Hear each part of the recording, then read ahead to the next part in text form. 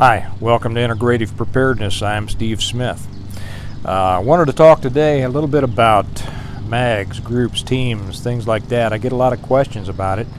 Like I've said in previous videos, having read a couple of books about this stuff, people ask me a whole gamut of questions, and this is one of the most common, probably. It could probably be split, and I might split this into about 3 different videos. I'll keep them a little bit shorter because there's quite a bit to cover, and they each kind of fit in with each other. So it's by the way, it is a beautiful day here in northeastern Kansas. Got a bunch of planting done. We got good rain last night, and sun is shining, and if you could buy a better day than this, I don't know how much it'd cost, but probably more than I've got. So anyway, mags, groups, teams, such as that.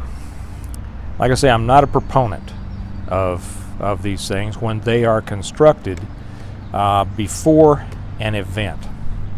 I think I'm going to hold off on the whys of that and make that a different video, and just explain kind of generally here that the reason that I'm not for them is because of people. Okay, I'm not really a fan of organizations of any kind. I'm not an organizational kind of guy, and I used to tell people that I don't like organizations even when I run them or even when I started them, because of what always gets in there. You always have people, and you always have politics. So on this one, I'm just going to throw out a few categories. If you're involved in a mag or a team or whatever it is you call it, or if you're looking for one, or if you're looking to start one, here are some things that I suggest you look out for. I wrote some notes down here just because I don't want to get too far afield in case I need to refer to it. The first is somebody looking for followers. Okay, true leaders do not look for followers. Leaders are people who and I think that leadership is natural. There's an argument about that. Social psychologists will tell you that about 1/3 of leadership is inherent and 2/3 is learned.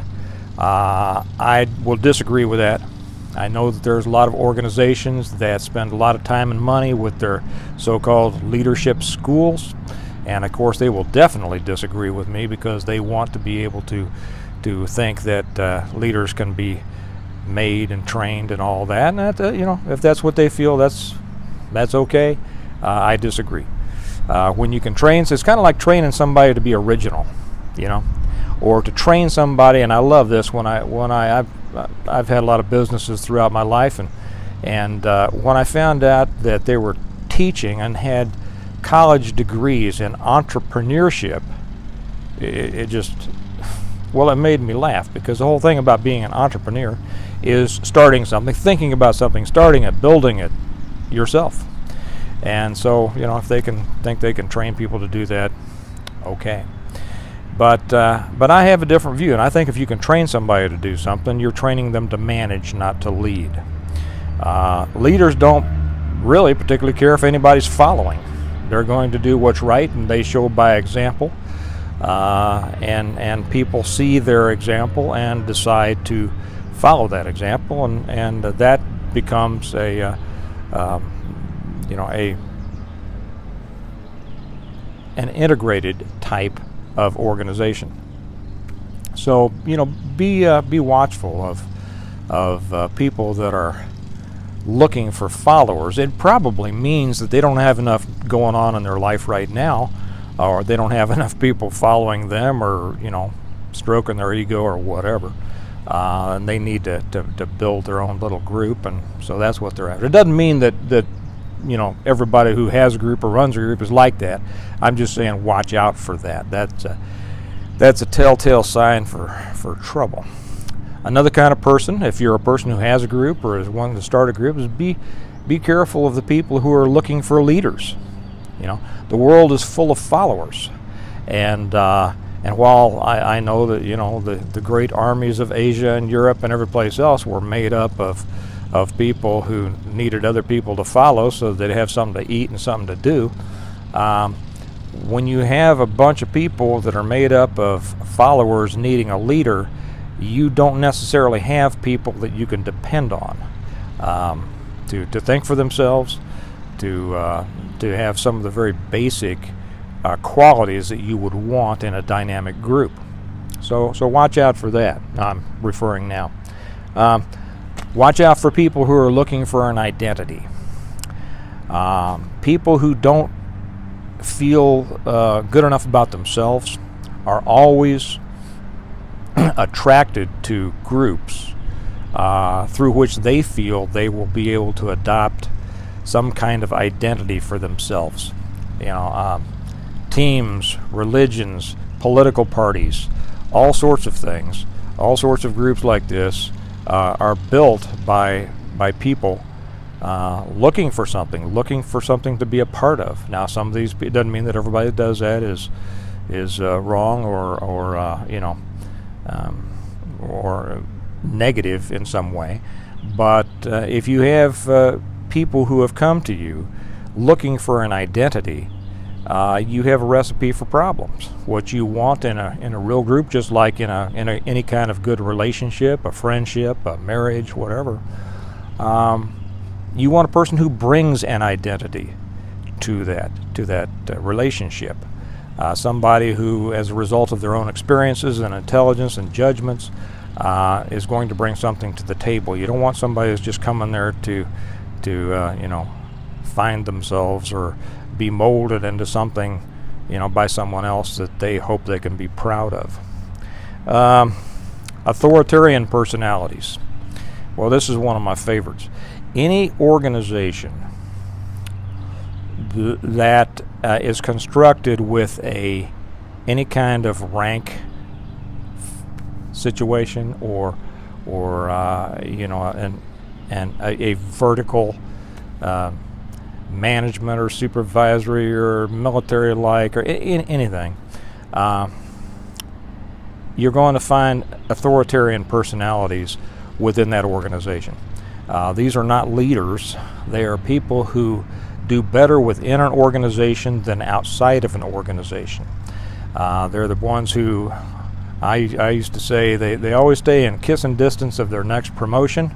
They like to kiss the butt above them and kick the one below them, and they think that is leadership. And they don't realize that they don't have respect from either end. These are people you won't be able to depend on. They're in it for themselves. They don't really have a compass of their own by which to guide their actions or their thoughts. It's all having to do with what they perceive as the policies or whatever of the organization. Watch out for people who talk too tough. Okay, tough guys don't talk tough. Just ask a tough guy if you can find one and ask him about it and he'll tell you. I'll tell you a story. I was just recently at a kind of a get-together. It's been about a year, I guess, of some people I hadn't seen in a long time. And this place, it was full of some of the biggest ass kickers and killers you could ever expect to put into one place. And it was the nicest time I'd had in a long time. Those people are nice. They're polite. They don't interrupt each other. They respect each other. And I didn't hear any tough talk in the whole place, because competent people don't have to be banging their own drum about their competency.